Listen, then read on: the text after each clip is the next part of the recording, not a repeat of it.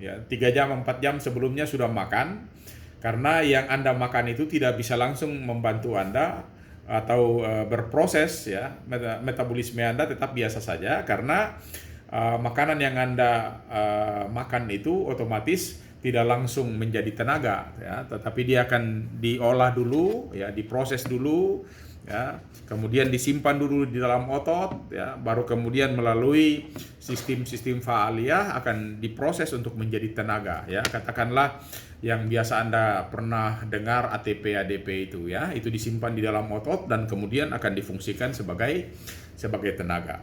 Jadi kalau Anda mau melakukan tes, jangan makan sebelum 2 jam, ya. Jadi maksudnya itu makan paling terakhir itu 2 jam, ya, sebelum Anda melakukan tes. Ya, kalau bagus 3 jam, 4 jam tidak apa-apa, sehingga Anda punya perut tidak dalam kondisi penuh, ya. Kemudian atlet diharuskan berpakaian atau bersepatu olahraga. Jangan ada atlet yang datang-datang pakai celana jeans, lalu kemudian suruh tes, maka otomatis tidak akan mendapat hasil yang maksimal.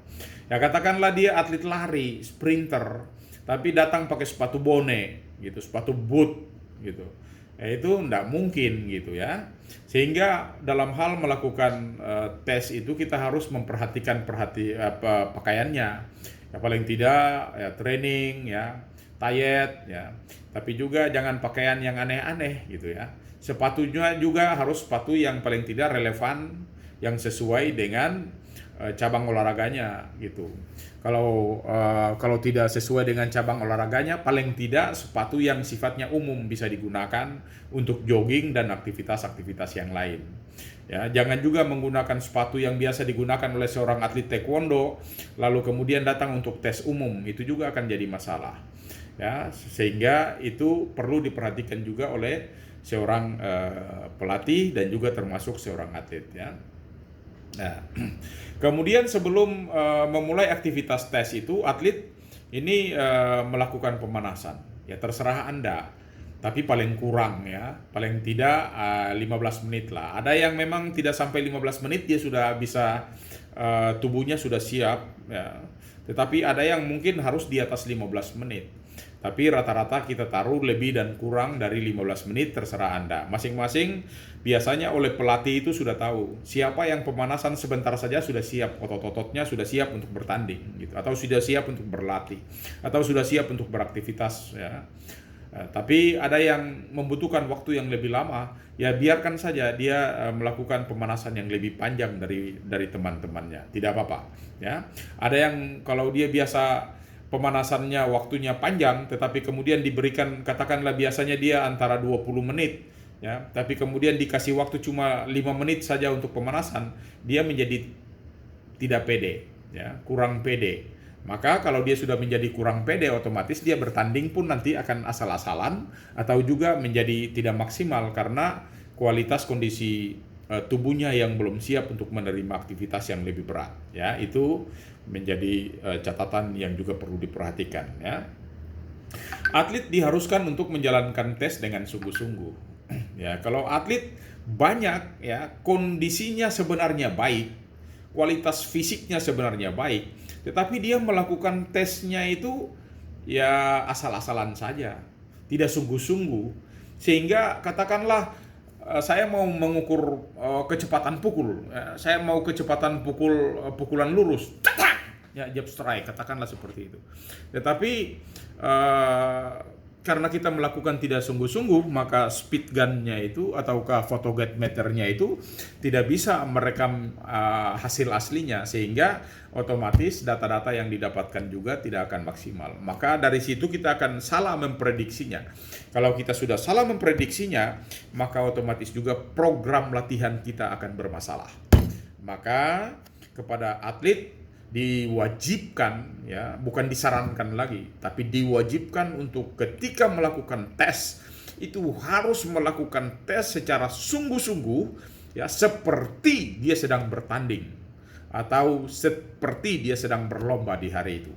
Maka dia membutuhkan, ya, aktivitas yang maksimal untuk mendapatkan juga hasil yang maksimal, ya. Ada juga kriteria pelaksanaan tes. Apa saja kriteria pelaksanaan tes? Ya, kita perlu mengetahui jenis-jenis alat ukur apa yang akan kita gunakan. Ada pelatih yang tidak siap, mau ukur sampai di lapangan baru dia pikir-pikir apa yang saya mau ukur ya. Artinya dia tidak siap. Kalau dia tidak siap, maka pengukurannya pun akan bermasalah. Hasilnya akan bermasalah, atlet-atletnya akan bermasalah, hasilnya pokoknya akan kacau balau. Maka ya menjadi catatan penting kepada Anda kalau besok-besok ya masih di antara Anda masih ada yang atlet dan di antara Anda juga banyak yang sudah melatih ya, silakan itu digunakan ya. Anda ketika mau mengukur, Anda sudah tahu besok itu saya akan mengukur daya tahan, kekuatan, kecepatan, kelincahan, power, itu semua akan saya ukur.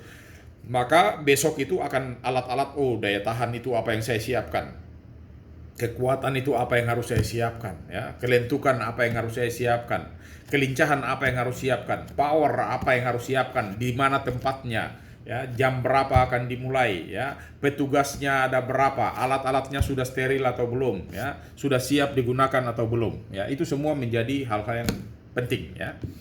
Kemudian memahami prosedur pelaksanaan pengukurannya, jangan sampai prosedurnya lain, bikinnya lain, gitu. Ada yang dari posisi berdiri, ternyata dia dari posisi duduk. Ada yang seharusnya dari posisi tengkurap, tapi ternyata dari posisi telentang. Ada dari posisi tiarap, ternyata dia dari posisi duduk atau berdiri. Ini berarti tidak memahami prosedurnya. Maka Anda wajib untuk mempelajari cara-caranya, teknik-tekniknya secara baik, sehingga Anda tidak salah, ya, tidak salah dalam hal melaksanakan tanggung jawab Anda di lapangan. Karena ini terkait dengan prosedur. Biasanya kalau prosedurnya tidak diikuti secara baik, maka hasilnya pun tidak akan baik dan bisa-bisa jadi hasilnya itu avoker dan tidak akan bisa digunakan atau tidak bisa dimanfaatkan.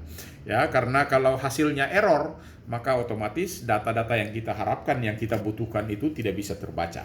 Ya, maka diharapkan kepada Anda ketika melakukan tes, Anda sudah harus siap, sudah harus memahami prosedurnya.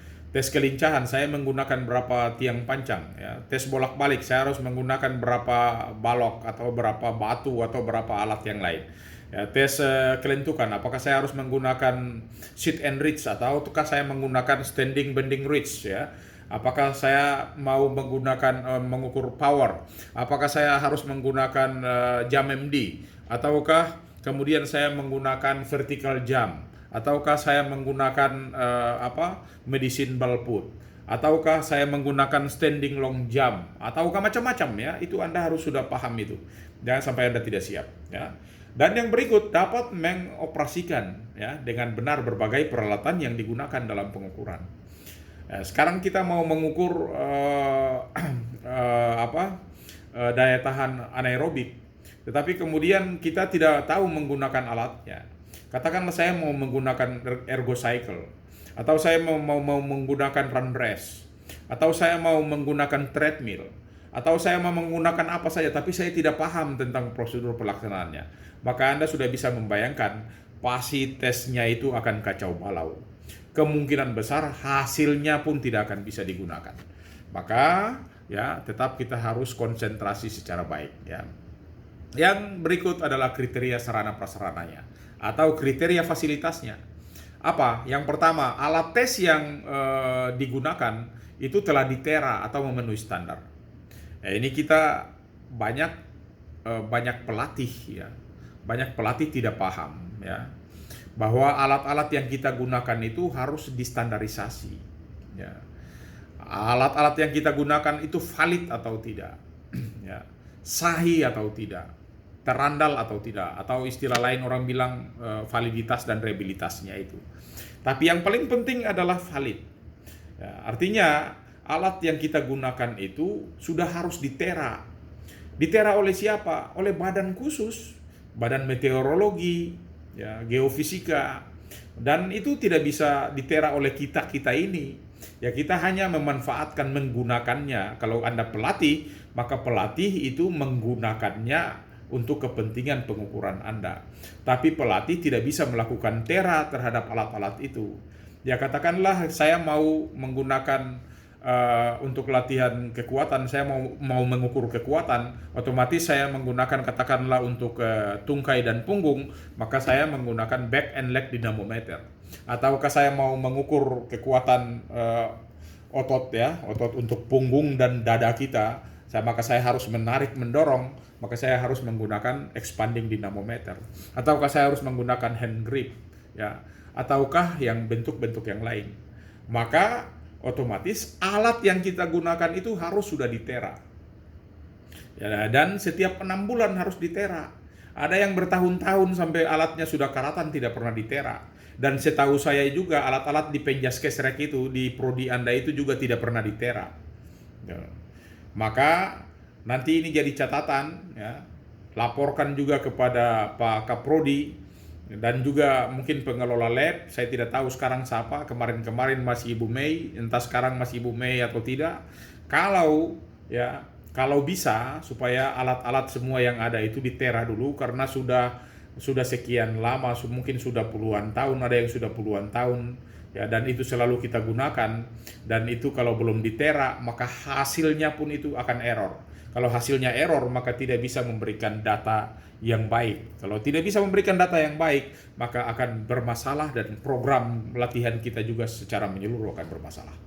Ya. Tempat pelaksanaan tesnya harus aman, nyaman bagi atlet. Ya. Anda bisa membayangkan Anda melakukan tes tetapi di landasan yang keras seperti jalan aspal itu, hot mix. Ya. Ataukah Anda melakukan tes tetapi di lantai yang licin, ya, maka pasti akan banyak yang cedera, banyak yang jatuh, hasilnya pun pasti tanggung, hasilnya pun pasti bermasalah. Maka pelaksanaan tesnya harus nyaman, aman. Anda bayangin saja Anda mau melakukan tes tapi melakukannya di tengah jalan aspal dan di jam 1 siang. Ya, ini kan aneh gitu. Artinya sudah tidak aman juga tidak nyaman. Ya. Maka Anda harus mencari tempat yang aman, tempat yang nyaman, dan bisa melakukannya secara baik dengan memperhatikan rambu-rambu yang sudah saya sampaikan di awal tadi, sehingga pelaksanaan tesnya itu ya bisa terlaksana secara baik. Bahkan kalau bisa, kalau 3 bulan lalu Anda melakukan tes, katakanlah tes untuk VO2 max, ya. Katakanlah VO2 max Anda melakukan di lapangan jam 9 pagi, ya, maka 3 bulan ini, setelah 3 bulan Anda melakukan tes, kalau bisa jam 9 lagi. Jangan waktu dulu tesnya jam 9, sekarang kita tesnya jam 6 pagi. Ataukah dulu jam 9, ternyata sekarang sore baru kita tes, maka hasilnya juga akan berbeda. Karena aktivitas di pagi hari, aktivitas di malam hari, dan juga aktivitas di sore hari itu akan bermasalah. Anda tahu banyak sekali rekor-rekor atlet lari itu, pelari-pelari kita itu terjadi di sore hari. Ya tentu saja karena mereka sudah beraktivitas dari pagi bahkan sampai sore dulu baru mereka bertanding. Tetapi kalau kita beraktivitas di pagi hari, ya katakanlah baru bangun, muka masih mengantuk-mengantuk lagi, belum melakukan pemanasan bagus lagi, sudah mau tes, ya. Padahal kita butuh waktu yang lebih panjang di pagi hari karena kita baru beristirahat semalam suntuk dengan ototnya diam dan statis, tidak bergerak. Otomatis kita bangun itu banyak sekali otot-otot yang akan bermasalah, sehingga kita butuh waktu yang lebih panjang untuk melakukan pemanasan di pagi hari daripada di sore hari. Ini menjadi catatan buat Anda semua supaya dari sisi waktunya ikut memperhatikan, ya. Pelaksanaan tes juga harus dilakukan secara baik, aman, nyaman, ya. Jangan mau tes tapi di lantai yang tadi basah atau licin sehingga atlet-atlet justru malah tergelincir dan jatuh menjadi cedera, ya. Kemudian juga tersedia peralatan medis untuk kepentingan P3K. Jangan Anda melakukan tes tetapi Anda tidak siap fasilitas medisnya, ya. Paling tidak untuk P3K itu ada, karena gangguan-gangguan alam, situasi, lokasi dan segala macam itu, dan kemudian ketidaksiapan kita mengikuti tes itu, pemanasan yang tidak bagus, fasilitas yang juga belum terlalu familiar untuk kita, itu akan bisa saja menimbulkan cedera. Maka kepentingan medis untuk yang hal-hal P3K itu sudah harus Anda siapkan ya. Kalau lecet kira-kira harus saya bikin apa? Kalau kaseleo saya harus juga bikin apa? Ya, itu hal-hal yang juga penting untuk kita perhatikan. Yang berikut juga tersedia peralatan formulir yang dibutuhkan untuk merekam hasil tes. Jangan sampai Anda tes tetapi alat tulis menulis saja tidak punya. Sama dengan mahasiswa Anda ini, biasanya mau konsultasi dengan dosen, tapi ballpoint saja tidak bawa. Nah, kalau ada mahasiswa yang seperti itu datang kepada saya pasti suruh squat jump, push up gitu, sampai peot-peot gitu. Itu artinya sama dengan tentara yang disuruh berperang tapi tidak dikasih pena, tidak dikasih senjata, maka mati konyol. Ya, kalau tentara senjatanya itu selalu ada, mahasiswa otomatis ya, ballpointnya harus selalu ada gitu. Nanti mau datang konsultasi dengan dosen, baru mulai cari pena ada di mana ya, ballpoint saya ada di mana ya, kertas saya ada di mana, itu perdap tampelen. Ya, jadi Anda sudah harus selalu siap. Formulir itu ada formulir yang untuk orang per orang, ada formulir yang juga merupakan untuk kelompok, dan ada formulir yang juga untuk mengakumulasi semua hasil tes. Maka semua formulir-formulir itu sudah harus disiapkan. Kalau data individu silakan Anda isi, data masing-masing item komponen juga Anda harus isi, dan kemudian data kelompok Anda harus isi, dan juga data rekap untuk keseluruhan juga Anda harus isi, supaya Anda bisa menghitungnya secara baik ya. Bila tes terjadwal secara rutin berkala, ya pelaksanaan hendaknya dirancang berbeda ya, berada di tempat dan waktu yang sama, yang seperti itu sudah saya jelaskan tadi. Ya, kalau misalnya kali ini kita tes di Stadion Unpati, maka kalau bisa 3 bulan akan datang dan 3 bulan akan datang dan tidak buku 3 bulan akan datang lagi, selalu kita melakukan tes di Unpati. Kalau hari ini saya melakukan standing bending reach-nya itu di katakanlah di GOR ya, maka 3 bulan berikutnya, 3 bulan berikutnya, dan 3 bulan berikutnya lagi sebaiknya Anda lakukan di GOR.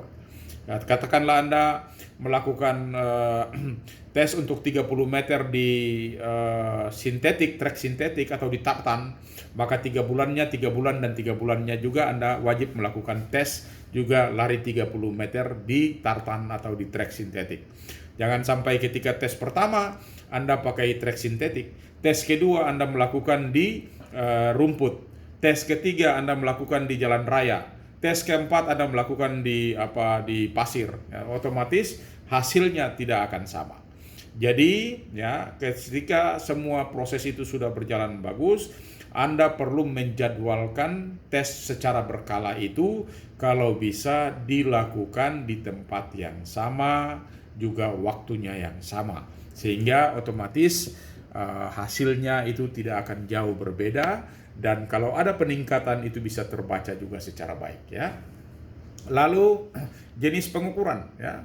Jenis pengukuran katakanlah tinggi dan berat badan ya.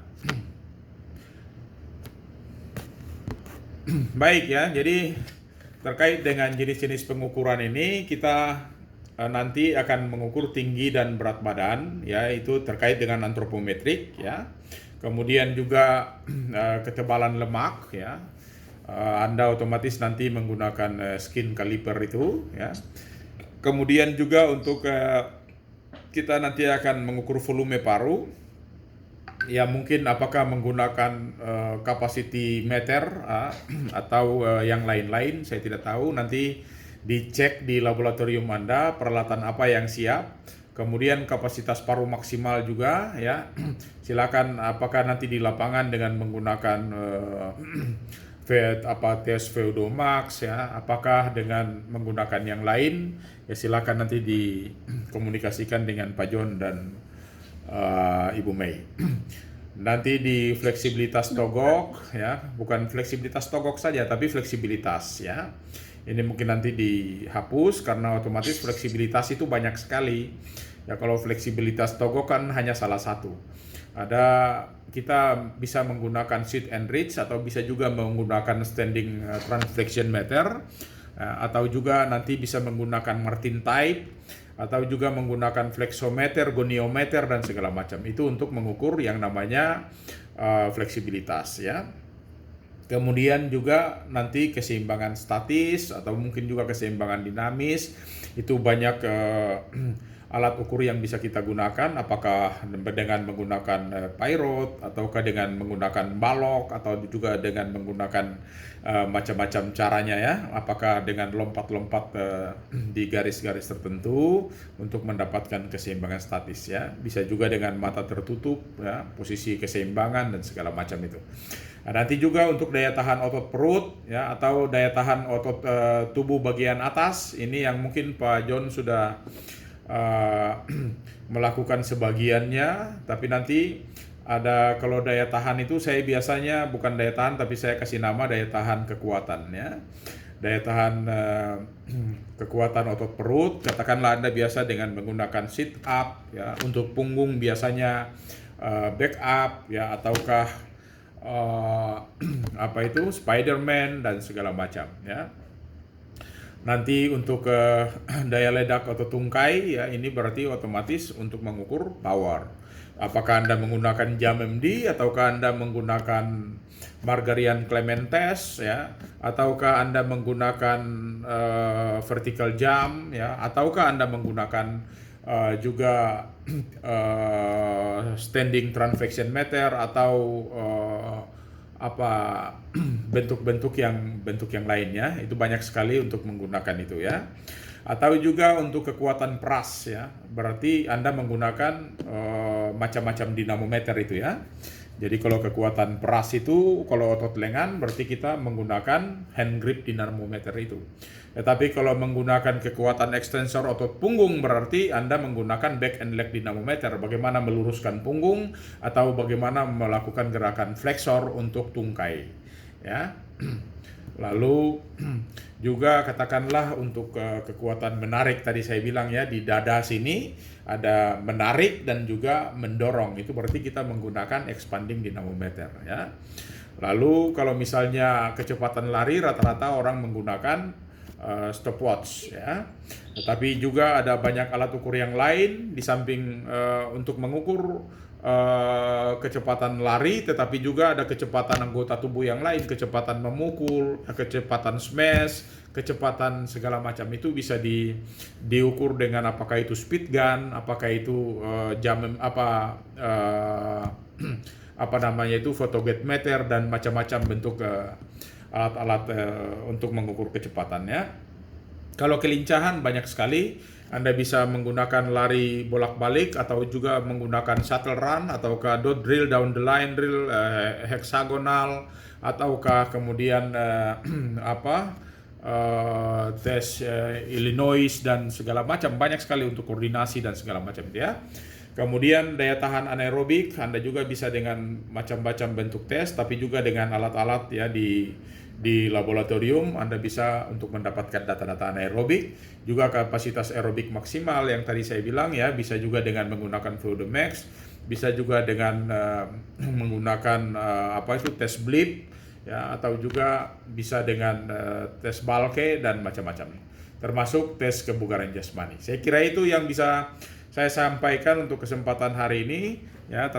Saya kembalikan kepada Anda semua, apakah ada yang perlu ditanyakan ya, dipersilakan ya. Kalau tidak maka kita selesai, nanti bertanyanya di